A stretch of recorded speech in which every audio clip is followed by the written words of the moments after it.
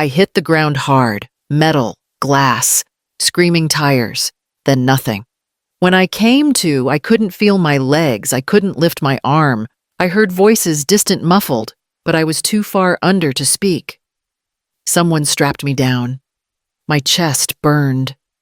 My throat filled with the taste of iron. The ambulance doors slammed shut. I faded again. Fluorescent lights above me, the squeak of wheels, my name being said over and over. Lorene Hale, female, late 60s, blunt force trauma, possible rib fractures, abdominal swelling. We need consent. A phone rang. They said it was my emergency contact. I listened, not with my ears, but something deeper, something half-conscious, waiting for the voice I knew. Then I heard it. "Hi, this is Grant." The ER doctor explained fast, his voice tight. "Sir, your mother's in critical condition. We need emergency authorization. There's internal bleeding. She may not survive surgery without consent." Silence. Then my son said, laughing, "I'm at my wife's mom's birthday party. If she dies, tell me later." Click. The nurse's hand froze mid-movement. The doctor blinked, then looked down at me. I couldn't move, couldn't speak, but I heard it. I felt it. Every word sliced through what was left of me. "Prep the OR," the doctor barked. "She's going in." Call it implied consent. Everything blurred again. I slipped under. When I woke, I was cold, hooked to a dozen tubes. My side felt torn open. My chest was wrapped tight, heavy. Machines beeped in slow rhythm. It was dark outside. My mouth was dry, but I was alive. A nurse stood near the door, adjusting an IV bag. She didn't notice I was awake. I waited. 5 seconds, then 10. Then quietly, I spoke. "Did my son come?" She flinched, turned. Her eyes softened. "Oh, you're awake. Thank God." I tried again. "Did Grant show up?" The nurse paused too long, then smiled, polite but firm. "Your neighbor signed the discharge papers. He said you two are close." Luann. Sweet, gossipy Luann from across the cul-de-sac. The one who still brings casseroles in foil. She must have been the one they called after. I turned my face away, looked at the window. It was raining now. The nurse helped me sip water. Her hands were gentle, but her eyes avoided mine. Later that morning, Luann wheeled me to her car. "He was busy," she said. "Big party, I think. Blair's mom turned 70 or something." I said nothing. When we pulled into the driveway, my porch light was off. No one had come by. No messages on my phone. Just one reminder from the HOA about lawn compliance. Inside, there was a post-it on the fridge. "Don't forget to pay HOA dues before the 12th. Gee. I stood in the kitchen holding the counter. My legs wobbled under me. The pantry was locked. A silver padlock where the knob used to be. I leaned in. A note was taped next to it, written in Blair's flowy handwriting. "We're trying to stay organized. Just ask first." I sat at the kitchen table and opened a sleeve of saltines. No butter, no soup, just dry crackers and a glass of tap water.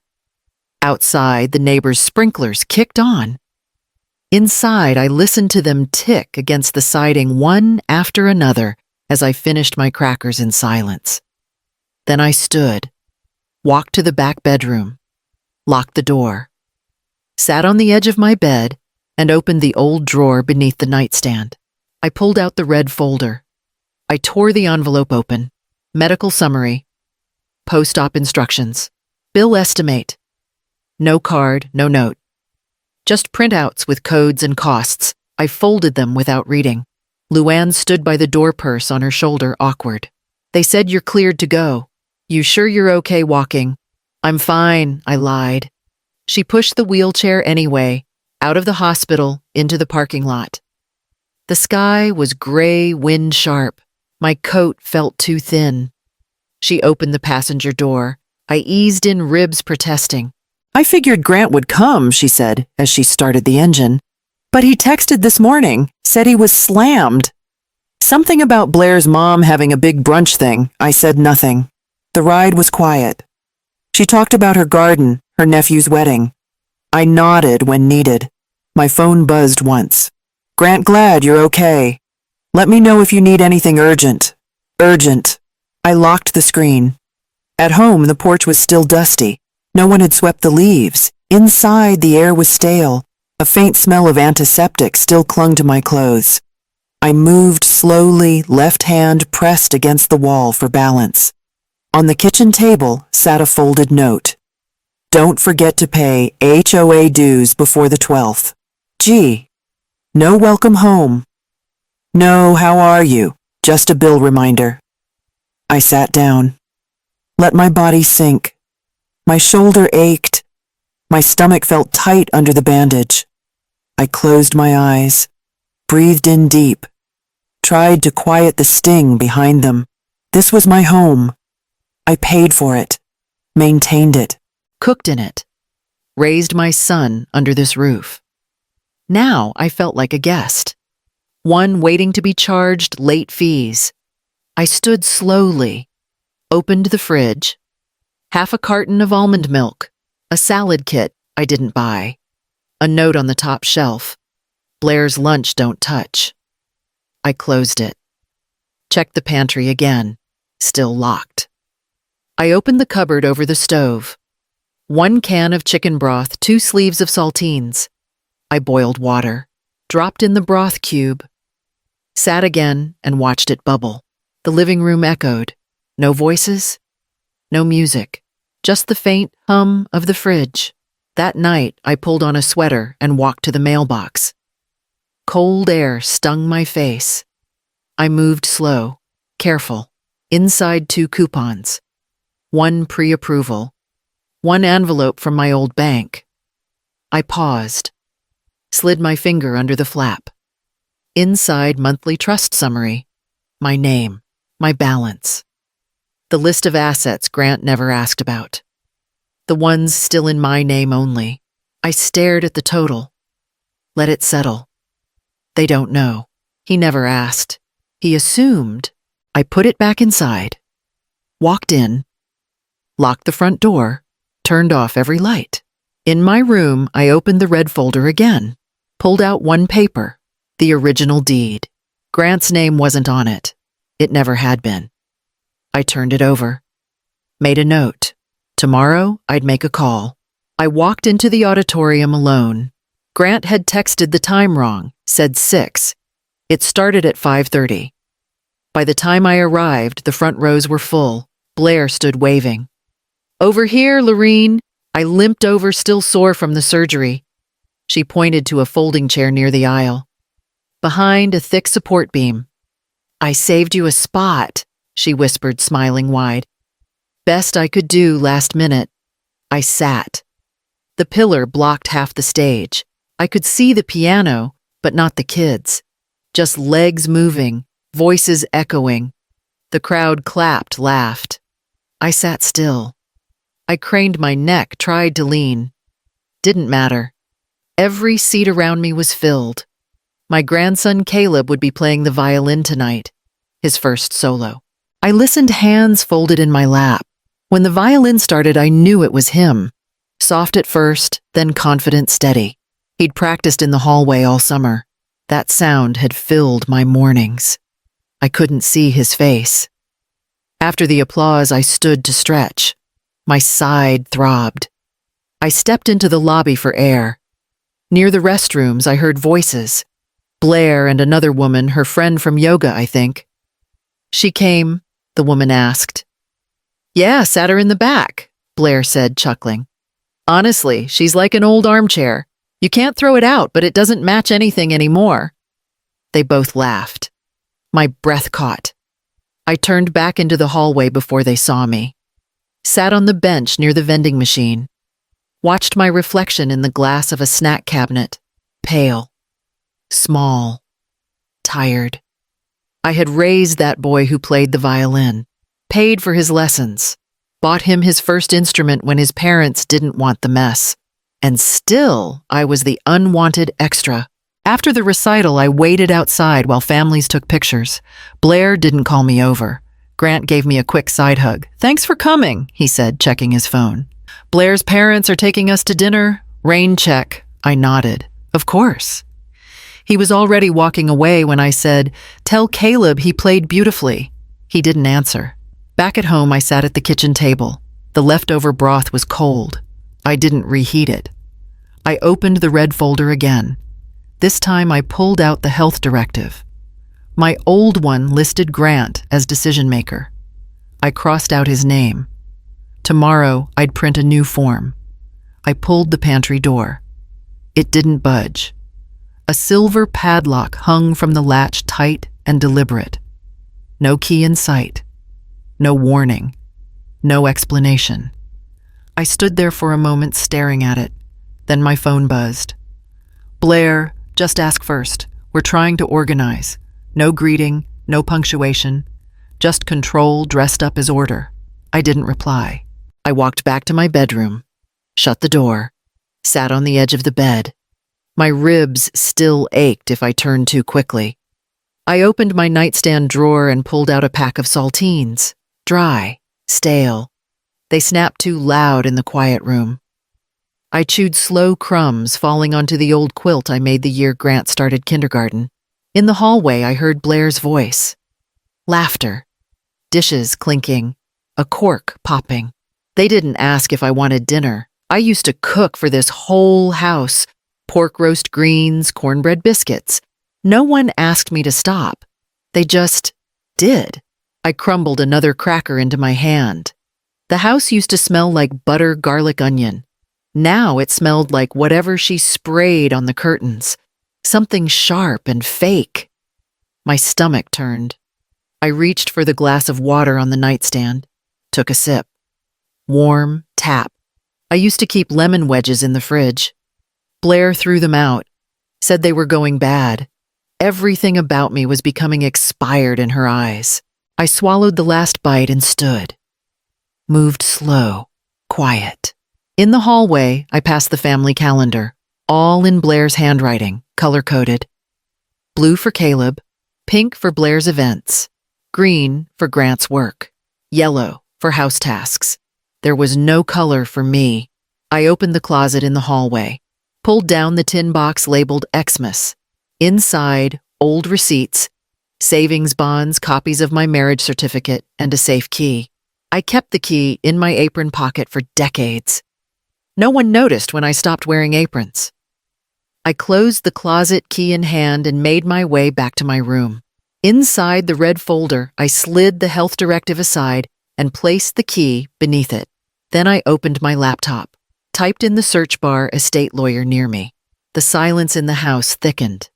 I clicked on the first name that looked familiar, wrote down the number, set the pen down, sat back, waited for the morning. I unlocked the bottom drawer. The key stuck, but I forced it. The wood creaked open. Inside, wedged between tax folders and warranties from 2 printers ago, was the red folder. I pulled it out, laid it flat on the bed, and opened it. First, the deed.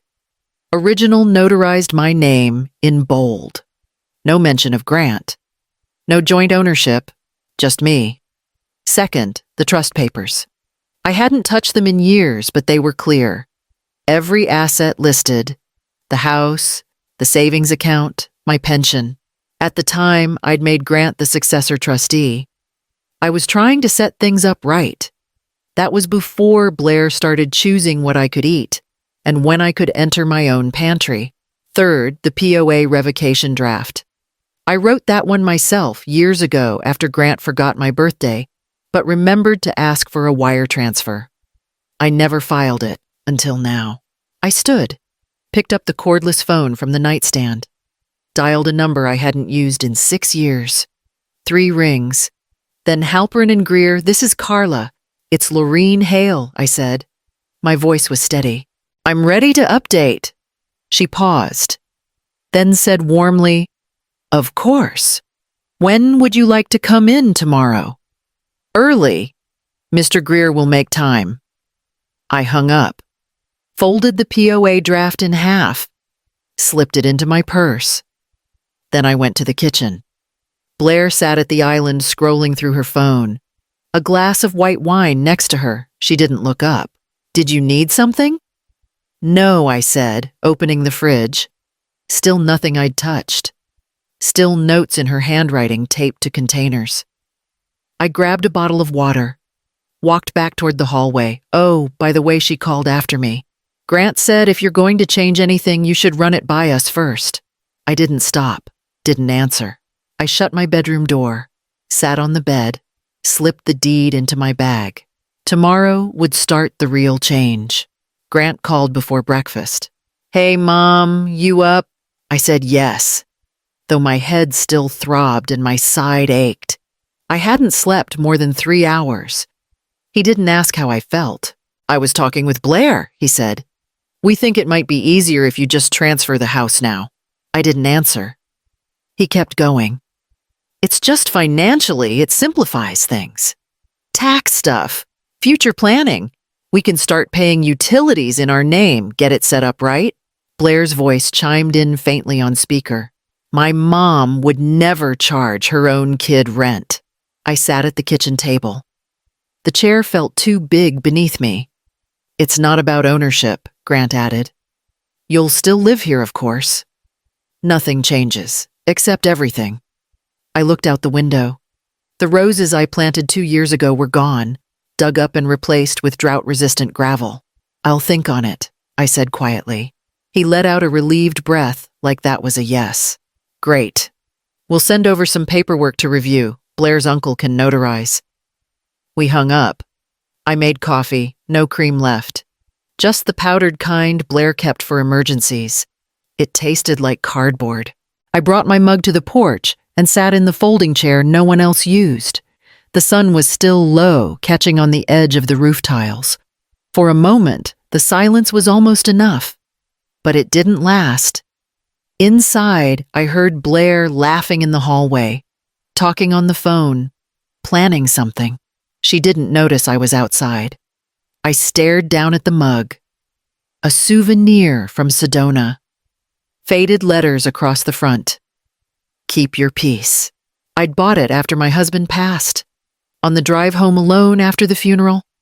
That mug survived 2 moves, a basement flood, and 15 Christmases. Now it was the only thing they hadn't tried to lock up. I finished my coffee, stood, walked inside. Blair passed me in the hall. Oh, by the way, Grant said you're cool with the transfer. I said I'd think on it. She paused, smiled. Of course. Then she walked off, still on her call. I went back to my room, sat on the edge of the bed, pulled the deed from my purse, folded it once, then picked up the phone and called Greer's office again. I dialed my sister-in-law first. Marcy, it's me. Wanted to see if you'd like coffee this week. I could use the company. A pause, papers shuffling. Then her voice, thin, polite, distant. Oh, Laureen. Actually, this week's tough, and next. Things are hectic. Maybe another time. She didn't offer a date. Didn't ask about the accident. Didn't ask if I could stand, walk, breathe without pain. She just hung up. I stared at the phone a long moment before setting it down. Then I tried the pastor's wife, Ellen. We had lunch once a month, a standing tradition since my husband died. She always insisted on paying for the pie. Ellen, just checking if we're still good for Thursday. Another pause. Longer. Oh, I meant to call you. I think we need to postpone. Something came up. Her voice wavered like she was choosing every word. Are you all right? I asked. Yes, of course, she rushed. I just think it's better to give things space. Space. My fingers tightened around the phone. Did someone tell you something? Silence. Then, it's probably just a misunderstanding. Take care of yourself, dear. She hung up quickly, as if staying on the line would trap her. I set the phone on the counter slowly. The house was quiet, except for the hum of the refrigerator. My ribs throbbed. My head pulsed, but none of it hurt the way those 2 disconnected voices did. I went to the sink, turned on the water, let it run until it steamed. Washed my hands though they weren't dirty. Blair walked in holding her tablet. She didn't look at me. "How's your morning?" she asked, casual, too light. "Fine," I said. She tapped the screen. "Oh, by the way, I ran into Marcy yesterday. She said you've seemed a little confused lately." I froze. Blair finally looked up, smiled a small, sympathetic smile, the kind people use when talking to someone fragile. I told her you've been under stress. The accident might have rattled things. Nothing to worry about. I dried my hands. "I'm not confused." "Of course not," she said immediately. "No one said you were." But they had. I could hear it now. Her tone slipping through the seams, soft but sharp. She continued, "Sometimes these things creep in when we least expect it. My mom always says early signs can be subtle." I stared at her. The kitchen felt colder, smaller, tilted. "What early signs?" I asked. She shrugged. "Just forgetfulness, repeating things, losing track of days. Nothing big." I hadn't repeated anything. I hadn't forgotten a thing. The only thing I lost track of was the number of ways she'd tried to box me out of my own life. Blair took an apple from the bowl and washed it. "Grant's worried, that's all. He loves you. He just wants to make sure everything stays structured. Structured. Pantry locked. Notes on food. Calendars with no place for me. People pulling back. Conversations drying up. It wasn't confusion they were spreading. It was doubt." She dried the apple, sliced it, and ate a piece. "If you ever need help remembering appointments or anything, just let me know." I didn't reply. She left the kitchen, humming. I walked to my bedroom, closed the door, sat on the bed. The red folder lay where I'd left it, half open, the deed peeking out like a reminder. I understood now. Blair wasn't just nudging. She was eroding. One relationship at a time, one impression at a time, one whispered suggestion at a time. She's losing it. Might be early dementia, just 2 or 3 seeds, but enough to grow roots in other people's ears. I picked up the folder, held it in my lap. My hands stopped shaking as I closed it. I knew exactly whom to call next. I called my estate attorney the moment Blair left the house. "Mr. Greer, it's Lorene Hale. I need to revise everything." His voice brightened with recognition. "It's been a long time, Lorene. Come in tomorrow. Bring whatever documents you still have. I will." We set a time, early, before Grant or Blair would be awake. After hanging up, I spread the papers across my bed. Deed trust. POA draft account summaries. My whole life laid flat in red, white, and notarized black ink. I picked up a pen, started drafting a new trust addendum, line by line, clean, direct.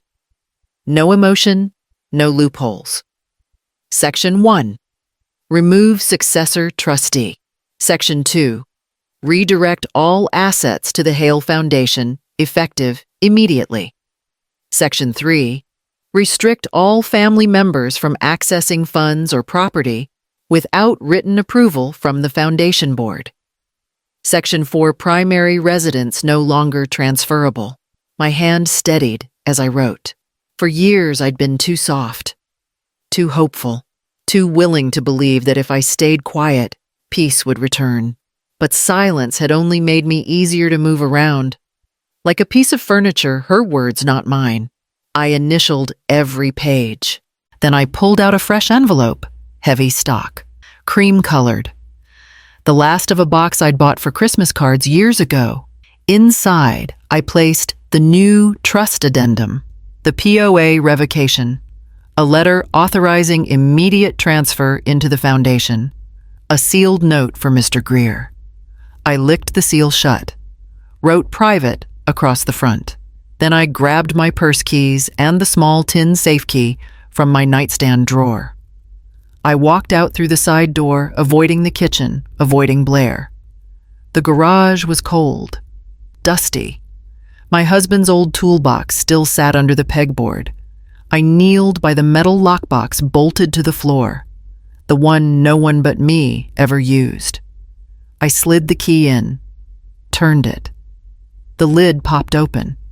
I placed the envelope inside, stacked it neatly beside old CDs, property records, and 2 photographs of the cabin we once thought we'd retire in. I closed the lockbox, turned the key back. The metal clicked. When I walked back inside, the house was quiet. Too quiet. I moved through the hallway without looking at the family pictures Blair had rearranged last month. My frames pushed to the end like unwanted inventory. In my room, I shut the door behind me, sat at the desk and opened the laptop. One more document needed updating before tomorrow's appointment. I typed slowly at first, then faster.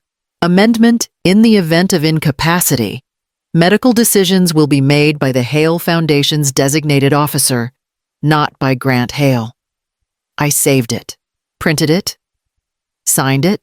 The foundation didn't truly exist yet, not legally, not fully, but by the time this paper mattered, it would. Mr. Greer would see to that. I slipped the amendment into a separate folder. Beige this time. No need to draw the same kind of attention the red one invited. Voices drifted from the kitchen, Blair talking to someone on speaker. I caught pieces as I passed quietly down the hall. She forgets things. So sad, really. Grant and I might need to step in soon. Her voice was light, concerned, practiced. I didn't stop walking. In my bedroom, I placed the beige folder beside my purse for morning. Tomorrow would be the first step, but nothing would be said yet. Not to Grant, not to Blair, not to anyone. Power didn't need noise. It just needed signatures. I capped the pen, slipped it into my purse, and set my alarm for dawn. I hit print all. The old machine rattled like it might fall apart, but it pushed the pages out one by one. Bank statements, wire receipts, mortgage payments, tuition transfers, loan payoffs, car registrations. Years of helping, years of giving, years of them taking. Every sheet carried my name. Every debt cleared came from my account. Every gift Blair bragged about at her parties was funded by the woman she treated like a spare piece of furniture. I stacked the papers into neat piles across my bed. The weight of it all, not the money, but the pattern settled over me. This wasn't generosity anymore. It was a record of slow erosion. Strip by strip, they'd peeled me back until I barely recognized the woman looking through her own past. I found the recital fees I'd paid for Caleb. The down payment for Grant's first house, the house he sold without telling me. The SUV Blair insisted was essential once she became a mother. Even the backyard patio they'd built last summer paid for with my retirement check. All of it in my name. I kept flipping. In an old folder on my laptop, I found audio files, backups from the home assistant device we used before Blair switched everything to her preferred brand. Half of them were Caleb's voice asking for weather updates or music. One was my husband, faint and distant. And then I saw one labeled September Transfer Notes M4A. I clicked it. Blair's voice filled the room, calm and practiced. No Grant. Listen, when you talk to the title officer, keep it simple. Say your mother's planning ahead. Say she wants to make things easier because of her health. Grant's voice came next, hesitant. But she didn't say that. She doesn't have to. Blair snapped. Everyone expects older people to get confused. It won't sound odd. I gripped the edge of the desk. Blair continued, voice lowering into a soothing tone. She won't make trouble. She never does.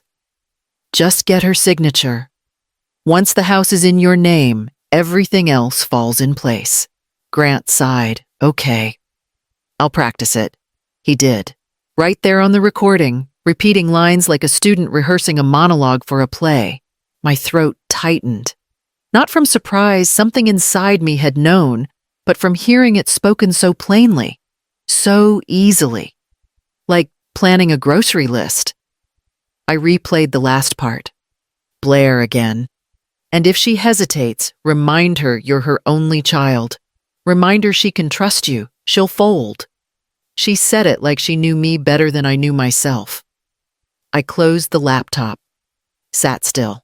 This house had heard a lot of things over the years: laughter, arguments, birthdays, the quiet rustle of mornings after my husband died. But nothing echoed like those voices did now. Nothing cut as cleanly. I picked up the printed pages, sorted them into folders: loans, property, education, household expenses. I clipped the voice memo transcription to the top of the deed folder. No one would accuse me of imagining things. Not now. Not when the proof lived in ink and sound. The sun had started to rise. Orange light slipped across the wall. I felt it on my hands as I gathered the last stack and slid it into the beige folder for Mr. Greer. Voices stirred in the hallway, Blair waking Grant, moving around the sound of drawers, the clatter of mugs. I placed the folder in my bag and stood. It was time to leave for my appointment. I pushed the folder across Mr. Greer's desk. He opened it, flipped through the pages. His brow lifted just slightly. "I see you've been thorough." "I didn't sleep much," I said. He smiled, not unkindly. "That's how most of my sharpest clients operate." He pulled up my file on his computer. For a moment only, the hum of the monitor filled the room. "Laureen," he said, tapping the screen, "you're still listed as sole owner of the house, the accounts, the retirement fund, everything." "They didn't check?" I asked. "No, they assumed." I sat back. Let the weight of that word settle. They assumed. Assumed I'd sign things over. Assumed I'd forget where things were. Assumed I'd crumble. They didn't even look. Just built their plans on a fantasy. Greer kept going. "Your old trust is still active." But with this new designation, he tapped the addendum I'd signed. "You've now moved all future control to the Hale Foundation. As its director, you make every call. If you become incapacitated, the board you appoint takes over." He paused. "They have no legal access, no rights, no stake." I nodded. "I want it watertight," I said. "It is," he said. "And discreet. You've done more in 3 days than most people do in 10 years. He pulled a final document from the printer. "This revokes the prior power of attorney. Grant can no longer act on your behalf." I signed it. Initialed every page. Date, signature, initials. Over and over. We sat in silence as he notarized. Stamped, scanned, filed. The red folder stayed in my bag. The beige one now lived in his safe. When I stood to leave, he stopped me. "One thing. You don't have to keep this secret, you know. I know. But you want to." "Yes." He handed me a copy of the new trust binder. I tucked it under my arm like groceries. I drove home slowly, parked behind Grant's truck, walked in through the back. Blair was on the phone in the dining room. "She's still acting odd. I think we need to push the paperwork through soon." She saw me, smiled like nothing was wrong. "Morning, Laureen. I was just telling my mom how great you've been." I walked past her, set the binder on my nightstand. They'd thrown around my name like a formality. They forgot I was the signature. Everything: house, pension, bank accounts, life insurance, was still under me. Not Grant, not Blair, not shared. Mine. And now protected. Moved. Locked under a private foundation they didn't even know existed. A foundation with its own board, its own rules. All built from the resources they tried to bleed dry. I'd taken their favorite trick, silence, and turned it against them. I brewed coffee, sat at the kitchen table, watched Blair scroll through her phone. She didn't ask where I'd been. She didn't ask what the envelope in my hand contained. She just kept texting, planning building futures on air. I took a long sip from my mug. They didn't realize the whole stage belonged to me now, the floor they walked on, the ceiling they bragged under, the doors they thought they owned. Every inch had my name beneath it. And I hadn't said a word. I slid into the booth before sunrise. Greer followed minutes later, briefcase in hand, coat still wet from the drizzle outside. The diner was empty except for a tired-looking cook and a waitress with her hair in a tight bun. I nodded politely. She poured us both coffee without asking. Greer opened his case, pulled out a manila envelope and set it between us. "One more addition," I said. He looked up. "No successors. Remove them in full." "I don't want anyone slipping in later." He nodded. "Understood." He took out a blank amendment form, wrote in my words exactly. "All successor trustees removed in full. No automatic beneficiaries to be named. Director discretion only." I signed. The pen didn't shake. This time I didn't pause. He slid it back into the envelope and sealed it with a quiet press of his palm. "This goes into the safe." "Let me keep a copy," I said. He made one on the portable printer in his case, handed it to me. My fingers closed around the paper like it was bone. "They're going to push," I said. "They'll push hard," he replied, "but they can't break this." "No." The waitress returned with a plate of toast. I didn't eat it, just stared down at the crumbs while the rain tapped harder on the window. I thought of Grant as a boy, how he used to count coins at the table, dream about owning a store, a car lot, anything big enough to make people look at him twice. I gave him a start. Let him believe he earned the rest. He never learned the line between earning and taking. And Blair always watching, calculating, arranging other people's money like furniture. They'd built a future on what I gave, not what they worked for. They assumed it'd last. It wouldn't. Not anymore. Greer closed the case. "You've done what most don't." I didn't have a choice. He stood to leave. "You do now." He walked out into the rain. I sat a little longer, coffee gone cold, the sound of a bus braking outside. I folded the copy and tucked it into my wallet. One clause. One line. No successors. No hands reaching in after me. I paid the check in cash and left through the side door. My car was parked in the back lot, out of sight from the street. I took the long way home. When I walked into the house, Blair was in the kitchen, wiping down the counter. She didn't look up. "Morning," she said. "Grant's picking up your prescription later." I thanked her. Didn't ask for details. In my room, I placed the copy of the trust under my mattress, wrapped in an old flannel shirt. The stage was mine now, and the script had changed. She taped a sheet to the fridge. Big letters, all caps, house structure effective immediately. I read it once. Then again. No kitchen access after 7 p.m. All laundry to be done on Thursdays only. Guest areas to be kept tidy and quiet. Overnight visitors require 24-hour notice. I wasn't a guest, but I knew exactly who it was for. I opened the fridge. Blair stepped in before I could grab the milk. "Oh, just a heads up," she said, smiling. "We're starting this tonight."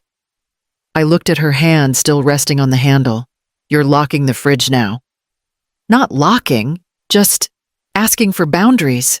This isn't a free-for-all, Lorene. Structure helps everyone." I let go. Walked back to my room. Closed the door. Waited.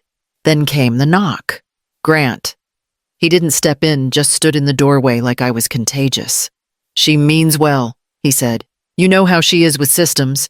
It's my house. Technically, yes, but we're all under the same roof. She's trying to make it work." I stared at him, watched the words build in his throat and die behind his teeth. "She's tired," he added. "You wandering around the kitchen late, it makes her anxious." I nodded. "Got it." He looked relieved. Like I'd agreed to disappear. That night I skipped dinner, sat with a glass of water and saltines, same as the week after the accident. No one asked if I was hungry. I could smell their chicken and roasted vegetables through the vent. At 9:12 p.m., I stepped into the hallway. The kitchen lights were off. The floor gleamed freshly mopped like a warning. A sticky note sat on the stove. Reminder kitchen closed after 7 p.m. Blair upstairs, a cabinet slammed. I walked to the front door, opened it, and let the night air hit my face. Cold, clean, unowned. They'd drawn the lines, and I'd stepped back. But that wouldn't last forever. The rules they loved were the same ones they'd never think to read closely. The same ones hidden in trust clauses and deed amendments and durable revocations. The kind of rules I now controlled. I turned off the porch light and shut the door without a sound. I poured her coffee. Blair sat at the table, scrolling her phone, legs crossed like she owned the room. "Thanks," she said absently, not looking up. "I appreciate the structure," I told her. "It's made things feel clearer." She smiled. "I'm so glad you understand, Lorene. Boundaries are good for everyone." I smiled back, nodded, carried my cup to the other end of the table and sat down. Quiet, grateful. They liked me better that way. That afternoon, I drove to the small county office on Maple Ridge. Signed 2 forms, then 3, then notarized 1. By 5 o'clock, both my Oregon rental properties units they never asked about were under the Hale Foundation. My name was still attached, but not in the way they'd understand. Grant thought I'd forgotten those units even existed. I hadn't. They were bought years ago with my husband's final bonus, meant for retirement padding. I'd kept them out of family talk. Quiet assets, steady tenants, direct deposit, no drama. Now they had a new home, a protected one. I left the county office with a stamped receipt and a sealed envelope. At home, Blair had baked something. The smell hit me as soon as I opened the door. "Chocolate almond, maybe?" She was plating it for Caleb. "Oh, you're back," she chirped. "We saved you a slice." I sat at the counter, took the plate. Smiled again. "This is so kind. I'm lucky to have you." Blair beamed. "I mean it," I added. She poured milk into a glass, set it next to me like I was a child. "It's just nice when we're all aligned. I took a bite. It was dry. That night I emailed Greer the final copies. He confirmed the transfers, updated the folder. The documents now reflected the new chain of ownership. No one but me and the Foundation's future board had any legal footing. No heir presumptive. No default beneficiary.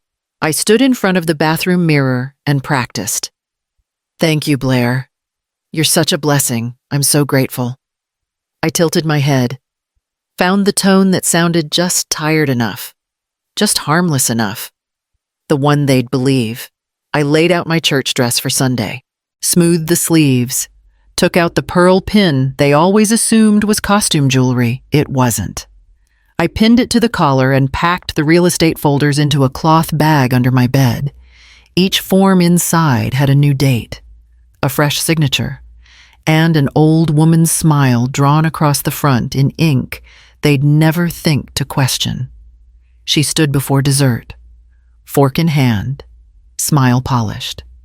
"We'll be listing the house soon," Blair announced to the church hall, loud enough to carry over the clatter of plates and folding chairs.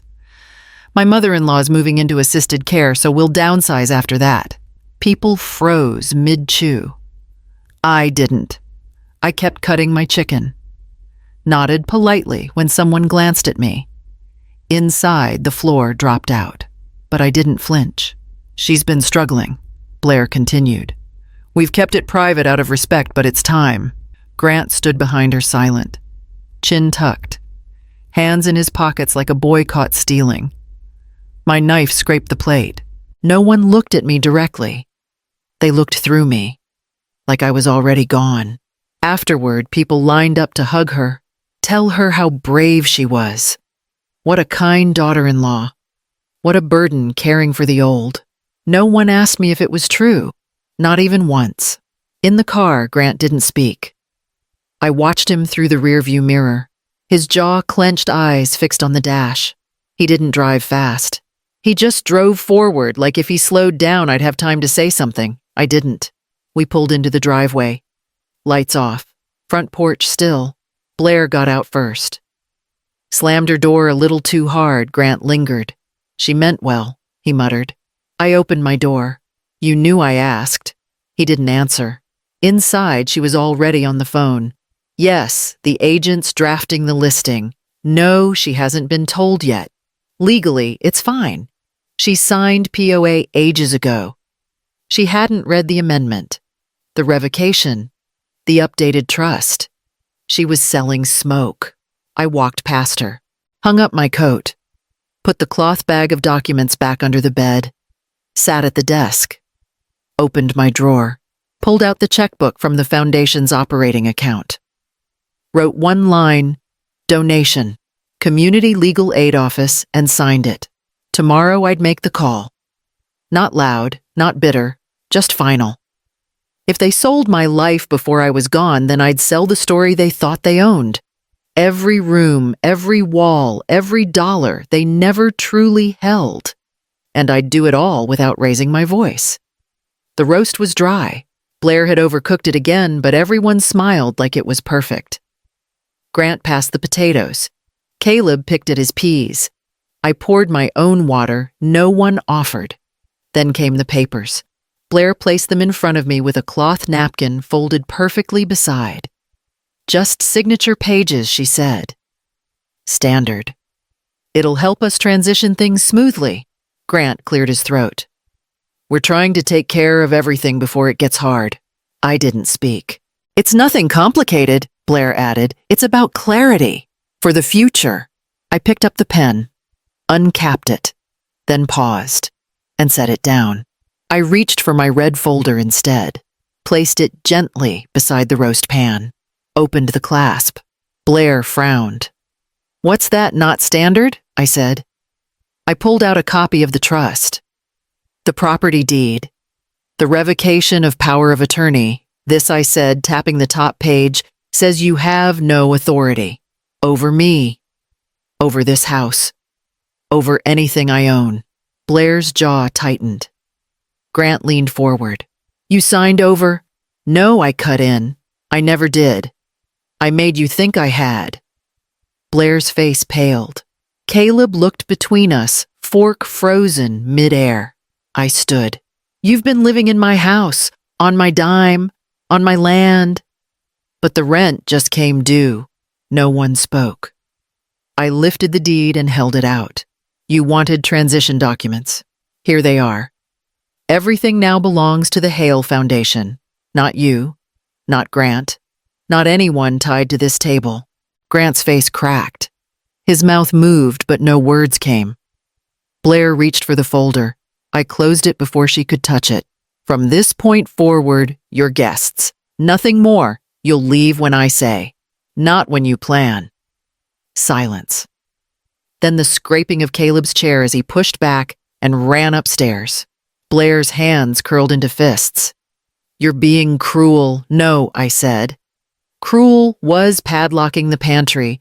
Cruel was announcing my retirement without my voice. Cruel was taping rules on the fridge of a home you don't own. Grant stood angry now. We gave up everything to take care of you. I laughed. Just once. Sharp. You gave up nothing. I paid for this roof, that tuition, her car. I backed your life for 30 years. You called it support, but you treated it like supply. I closed the folder and tucked it under my arm. You wanted control. What you got was a contract. And you lost. I stepped away from the table.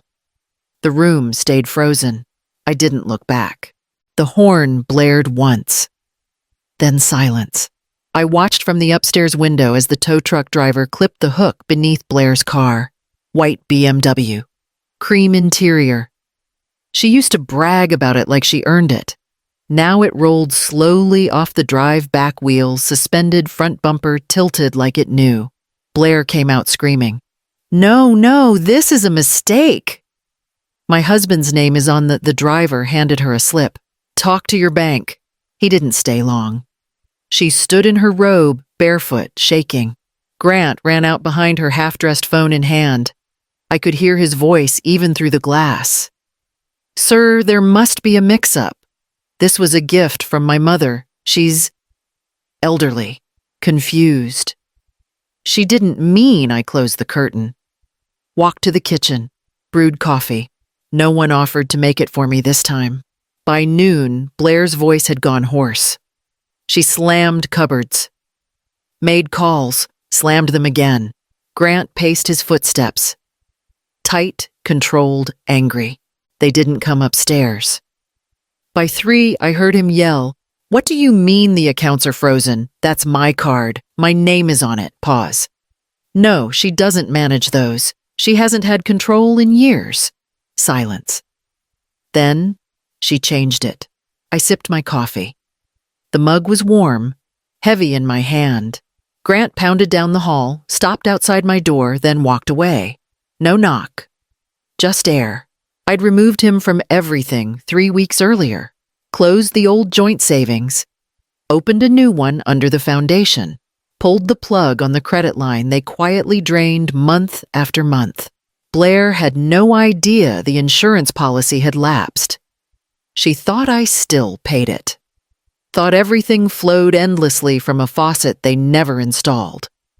But the pipes were mine, and I shut the valve. They left 3 voicemails. The first was soft. "Hey, Mom, can we talk? Just clear the air." The second clipped. "You can't just do this. It's not fair." The third came after sunset. "You want to be alone? Fine. But when this family falls apart, you don't get to pretend you didn't cause it." I didn't answer. I turned off the phone, lit the stove, cooked dinner for 1. Blair stormed into the church office first. Tears, trembling hands, a printed packet. "She's unwell, vindictive. She's trying to punish us for taking care of her." The secretary blinked. "She needs help," Blair whispered, voice cracking just right. "Not control." Then the neighbors. Then her mother. She locked us out of everything. She tricked Grant into thinking she still cared. No one moved. No one rallied. Even the pastor just nodded, slowly said he'd pray on it. Because word spreads. And so do records. The title changes had gone public. The foundation's filings were clean. Grant's signature missing from all of them. I made sure of it. She came home livid. Slapped papers on the kitchen counter. "You think this makes you strong?" Turning people against us. I didn't flinch. Didn't respond. She wasn't used to that. "What did you tell them?" she demanded. "What lies did you spread?" I stirred my coffee. "Nothing," I said. "They watched you all by themselves." Blair cursed. Loud. Ugly. Grant came in, rubbing his face. "She filed complaints with the county," he muttered. "Wants the board to investigate you. Let them." "She used her maiden name," he added bitterly. "Why would she do that?" I didn't answer. I just folded the donation receipt from the women's shelter and slipped it into my drawer. $5,000. Labeled in her name. It wouldn't erase what she'd done, but maybe one woman would sleep somewhere safe tonight. Maybe one child would eat without listening to shouting. It wasn't for Blair. It was for all the ones like her, those who chose power and those who had none. That night she paced the hall again, whispered through the vents to someone on speakerphone, "I don't care what it takes. I'm getting that house. I don't care if I have to sue her into a coma." I poured another cup of coffee. Didn't bother turning off the vent. Let her words fall through the ceiling like dust. Let them hang there. Because threats can't reach someone who's already stepped beyond them. He knocked. Then rang the bell. Twice. Then stood there. I watched from the upstairs window, curtain barely parted. He'd shaved. Wore the button-down I gave him 2 Christmases ago. Still wrinkled. He never learned to iron properly. He shifted from foot to foot, looked up toward the porch light, then pulled out his phone. I didn't answer. Didn't move. He called my name once. Soft. Like when he was 7 and afraid of thunder. then louder, like I was hard of hearing, then angry. "Mom, come on, just talk to me." I sat down, let my coffee grow cold. He stayed out there for 42 minutes, I counted. He tried the doorknob once, found it locked. Pushed his hands into his pockets like he wasn't embarrassed, then he sat on the steps. Face in his palms, elbows on knees. I remembered that posture. He did the same thing when he failed his driver's test, when Blair told him she was pregnant, when I paid the hospital bill so she wouldn't find out they were uninsured. He never said thank you for that. Now he sat again this time, not to ask for help, but for access. Access to the woman he ignored in an ER, the one he left on her birthday, the one who raised him on coupons and double shifts while he pursued his passions. I thought about the moment I realized I was done. It wasn't when the pantry was locked. Not even when I ate saltines in silence. It was when I heard him laugh at my accident. "If she dies, tell me later." Those words didn't leave. They settled. Now he wanted conversation. Closure. Maybe forgiveness, but I'd already given too many things for free, so I stayed still. Read my book. Reheated the coffee. When I finally passed by the window again, he was gone. Just wet footprints on the step. A takeout coffee cup beside the door, half full lid-off steam, long vanished. I stepped over it. Locked the door behind me. I parked in the back. Walked in with the red folder under my arm. The county clerk glanced up. "Morning, Ms. Hale." I nodded. Slid the last document across the counter. "Final deed transfer," I said. "Primary residence to the Hale Foundation. Effective immediately." She read through it. Paused. "You sure?" "Been sure," I said. She stamped the top page. Clicked her pen. Scanned the barcode into the system. "It's done," she said. "The property's no longer in your personal name. The foundation holds it in full." I thanked her, walked out, and drove straight home. No detour, no music. The front door was cracked open. Grant's sneakers by the hallway bench. Blair's tote bag slung over the chair. They weren't expecting anything today. I sat at the table, opened the folder one last time, took out 2 envelopes. One with their names on it, one without. I slipped the first one under their bedroom door. Inside, a 30-day notice. Clear. Legal. Signed. They weren't tenants, not by law. But the house was no longer mine to give, and the foundation board had new occupancy standards. Blair wouldn't meet them.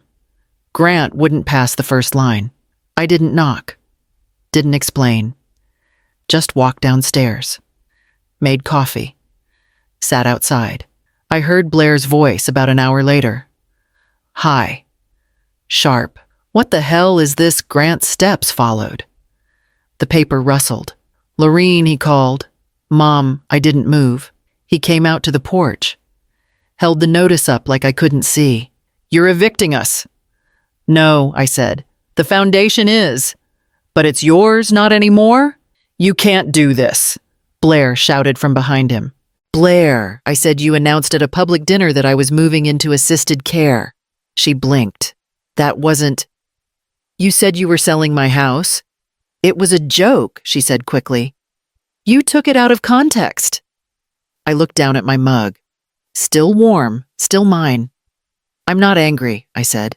"Just done." Grant stepped forward. "So that's it?" "No," I said. "That's the beginning." I stood, walked past them, went upstairs, closed the door behind me. I unlocked the cabin door.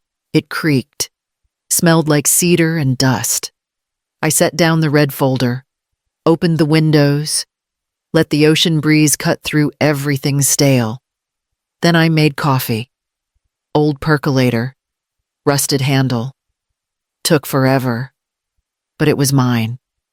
I brought the mug to the porch, sat down, watched the waves drag across the rocks like they had something to say, but no rush to say it.